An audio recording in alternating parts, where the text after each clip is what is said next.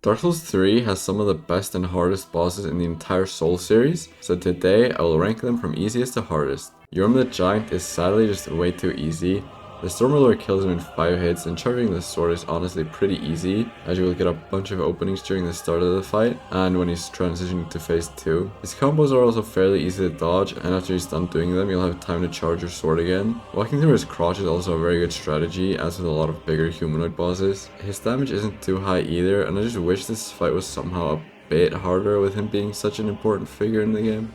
Ancient Wyvern can barely even be considered a boss, unless you're a genius like I was back in the day and fight him without jumping on his head. I just hit his legs for like 10 minutes until he finally died. But if you kill him the intended Miyazaki way, he's one of the easiest bosses in this series. You just have to run past a bunch of enemies which can be fairly annoying, and they can hit you out of nowhere, and the dragon is shooting fire at you in the meantime. But the biggest challenge is actually hitting his head when you do the leap of faith, as I have failed that jump more than once. Udex Gundyr was my first ever Souls boss, and boy did I struggle against him back then. Granted, I didn't even know what iframes were, so I wasn't trying to dodge through his attacks, but with every subsequent playthrough, he just gets easier and easier. I did also start with the Twin Blades, which are overpowered as hell, but he just doesn't do a lot of damage and is fairly easy to dodge. I wish I remembered if the second phase was a lot harder or not, but I killed him pretty much while he was transitioning, so I can't really comment on that. Crystal Sage starts off fairly easy, as you just need to dodge 1 or 2 solo attacks and chip some health off her, and then BAM! She spawns in 6 clones and now you're getting shot at from all directions. And the only way to stop it is find the real Crystal Sage and hit her like you would any other woman in game. Luckily, finding the real one isn't too hard, as you just need to find the purple one, but getting to her and getting hits in can be quite troublesome when you have the entire Ravenclaw homeroom shooting spells at you, and after getting 3 or 4 hits in, she disappears and teleports to a new spot and you have to do it all over again. Her health and damage are pretty decent, but you should have gotten a few Estus and sword upgrades by now, so it's not too challenging.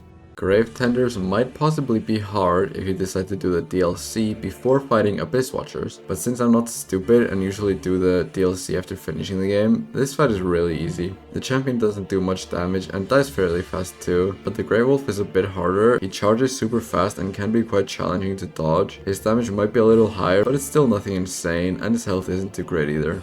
Ward starts off as a fairly slow boss. He's a pig after all, but he does do a decent amount of damage and is fairly tanky. After all, he is a pig. When he gets to around half health, he decides to take revenge on you for all the pigs you fisted in Bloodborne and starts charging at you with all his might so he can finally take you down. These charges are fairly hard to dodge if you're not used to them, and they do decent damage, but they're very learnable, and once he gets tired, he starts spewing ice fire, which makes the bad piggy very vulnerable, and he can be killed fairly quickly.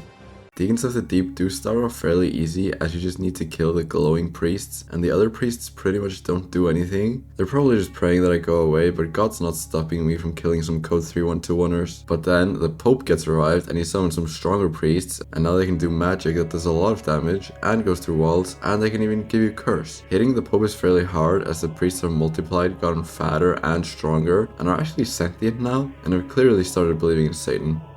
High Lord Volnir only has one really dangerous attack, which becomes a lot less dangerous when you know how to deal with it, which is his Mist of Death that will kill you if you get caught in it. This fight is also kind of on a timer. It's just random how much time you have, since he keeps walking up the arena at random intervals, and if he goes too high up you will die to the mist. Other than that, he's just annoying because he summons skeletons, including my arch nemesis, the Bone Wheels, and God forbid he summons his sword, because if he does, he keeps his hand in the air for 3 business days, and when he finally gets rid of the sword, he does a big explosion, and if he's at the top of his arena, you will most likely get hit by said explosion and take a lot of damage. Curse Rotted Greatwood is a very different kind of boss, so he was kinda hard to rank, but I think I'm happy with his spot. He might be a bit higher than some of you are expecting, so I'm gonna try to explain why. He's very hard to read. A lot of his attacks just come out of nowhere, like the melons that drop from his branches. He also has a lot of enemies in his arena that can jump you, and it's hard to see his hands and what they're up to, especially his belly hand in his second phase, which does a shit ton of damage, especially if you get grabbed. His balls that you need to pop are also difficult to reach a lot of the time, and their hitboxes can be very whack. Old Demon King is somehow yet another Asylum Demon reskin, and he's somehow just as annoying as the Fire Sage Demon. He mostly just spams area of effect attacks, which can do some damage, but they're not too troublesome. His Ring of Fire is just confusing the first times he does it, but after that it's not too hard to evade. He isn't too tanky either, and you get so many healing upgrades from the areas before him that you're probably gonna be fine.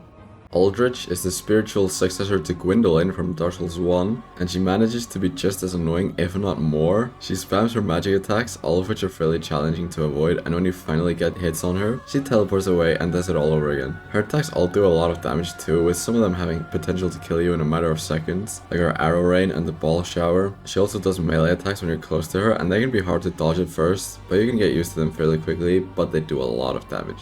Osiros is pretty tanky, and when you kill his child, he goes absolutely bonkers and does charge attacks that do 70% of your health and does combos that even Mike Tyson couldn't dodge. His tail swipe is one of the few tail swipes I actually struggle with, but it doesn't do the most damage, but other than those attacks, he's actually pretty easy. His first phase, he doesn't really do anything other than talk to his child that hates him. Dancer of the Boreal Valley is elegancy in its purest form. This fight feels just like a dance routine as you and the dancer trade swings at each other. My flasks were a bit overleveled when I fought her, so it was a little too easy this run, but I remember struggling a lot against her in my first playthrough. She has some attacks that do insane damage like her grab, and if you get caught in her fidget spinner combo, you're gonna be in a bit of trouble. Her normal attacks are fairly easy to dodge, but they're so fast and she does so many of them that you're bound to screw up quite a bit, unless you've mastered the fight. The twin princes hit fairly hard, especially the magic attacks from the younger prince, but most of their attacks are fairly easy to avoid if you know what to expect. I remember dying a lot to the magic wall of death that the older prince does back in my first playthrough, but I didn't get hit by it at all in this one. In phase 2, the younger prince revives his brother infinitely. Killing the younger prince isn't too hard if you're good at getting behind femboys, and you can get a lot of hits in while he's reviving his brother. They don't have too much health either, and your biggest threat in this fight is probably the camera as they teleport behind you and ground slam you into oblivion. Champion Gundyr is a very fun, satisfying fight with fun dodge timings, and is a very cool looking boss. Then he does one of two bullshit attacks that are pretty much guaranteed to one-shot you. The first one is when he charges with his lance and you get knocked down and you can't stand up for around 3 seconds, and in that time he does another attack that will probably kill you since you're already low from the first attack. His second BS attack is when he does a scream and I would lose control of my character and roll in a random direction, and then he'd punish the roll and one-shot me. Most of his other attacks do a lot of damage, and he has some mean combos that can do around 80% of your health, but his health isn't anything insane. Dragon Slayer armor is the third Ornstein in the series, and probably the hardest one yet. He's very tanky and does an insane amount of damage if you get hit by him. Then when he's at half health, he has help from like 6 sunlight butterflies that spam magic at you, which also does a lot of damage. He has a shield that he will use to stop you from hitting him, and the occasional attack he does with his shield does a lot of damage. He can shoot out a wind attack that is pretty troublesome, as he usually does it when I was running away with low health, so I just die. Abyss Watchers. I remember struggling against them since, well, it happened a few weeks ago. Phase 1, you fight against the main Abyss Watcher and then 1 clone if you're lucky, or 2 clones if you're unlucky, and they do just as much damage as the main one, but have a little less health. With how aggressive this boss is, if you're getting chased by 3 of them at the same time, this fight gets about 6 times harder, and when the clones die, you honestly don't get that much time to fight him one-on-one until the next clone spawns, so phase 1 is just pure chaos. Phase 2 is attacks get fire after effects and become a lot more troublesome to dodge, but at least it's a fair one-on-one the entire time now. This phase depends a lot on how many S's you have left over from phase 1 though. Slave Knight Gale is fairly hard, but I see a lot of people call him one of the hardest bosses in the franchise, and I've just never really understood that. During my first playthrough I killed him on my second attempt, and I think a big reason I died to him so much during this one is because I was using a way worse weapon. But with that being said, he's definitely not easy. He has 3 phases with each of them getting progressively more insane. Most of his attacks don't do that much damage though. This fight feels more like a death by 1,000 cuts because he's insanely aggressive and has a lot of long combos with a lot of health, but doesn't do much damage. Pontiff Sullivan. So, funny story, this guy actually made me quit the game about 3 years ago because he was so hard, but when I eventually got back to the game and finished it a bit over a year ago, he quickly became my favorite boss in the base game. His first phase, he's insanely aggressive and does some insane combos that make this fight feel like a dance, and he barely lets you get any hits on him, and he doesn't even like letting you heal either. His second phase is a tiny bit easier in my opinion, as most of his attacks are a bit easier to read, but they're still fairly hard to time your dodges on, and when they do hit, they do a lot of damage.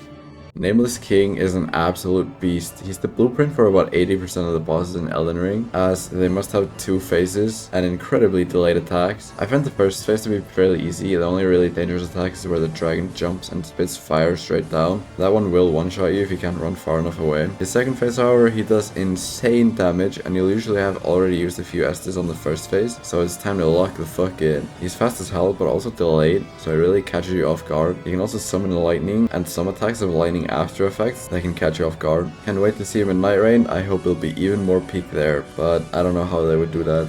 Soul of Cinder is the hardest boss in the base game, don't at me. He has so many moves that you need to learn. He has like 5 or 6 different movesets, most of which have at least one really hard to dodge attack. The magic phase gives him the ball rainbow that makes it hard to get hits on him without getting punished. He has a lance that he can spin around with and stab you. He has a blade where he does parkour and does fast attacks. And then in phase 2 he has his sword combo that one-shots you if you don't evade it right away. And the reach onside combo is absolute insanity. He's also very tanky and has a lot of health in both phases. Demon Princess is almost impossible unless you know exactly what to do. You need to kill the demon in pain first, and then in the second phase, as the big one is charging up his ultimate, you need to get behind him and get some free hits on him. If you kill demon from below first, you will just get one shot by its ultimate in phase 2, which is almost impossible to dodge. And this fight starts off as a gank fight, which automatically makes it about 3 times harder, especially since they're both fairly tanky and can be both aggressive at the same time, though it does help when one of them is far away using magic. And even in phase 2, his health is absolutely insane, and a lot of its attacks do a lot of damage. So yeah, this is absolutely one of the hardest fights in the entire series. Sister Frida is the definition of an endurance fight. Now you might be wondering why I put her this high even though I only died 6 times to her. That is because during my first playthrough of the DLC, I died around 36 times to her, and since I fought her so many times, I just know all the strats to killing her. Like during phase 1 when she turns invisible, you can get a free backstab on her by seeing where she lands. In phase 2 you just stay close to the father and then backstab her when she starts healing him. And in phase 3 you pray to God and hope you have enough Estus left from the first 2 phases. She doesn't really have any bullshit attacks, but she has a lot of attacks that are hard to dodge and don't necessarily do a lot of damage, which makes this fight so great. It's hard in the fairest way possible. Dark Eater Medir is easily and by far the hardest boss in this game. I had to learn every single move down to a T before I could even consider killing him. And the run I finally killed him in took 8 minutes of making minimal mistakes. He does an insane amount of damage and a lot of his attacks just straight up one-shot you, and his health is absolute insanity as well. I'm pretty sure I got 1 or 2 shot by every single attack of his at least once during my fights against him, so if I didn't learn every timing for every attack, I never would have gotten this fight. And in his second phase, he gets even more insane with even more one-shot attacks. So yeah, easily the hardest boss in the Dark Souls series and one of the hardest FromSoft has ever made.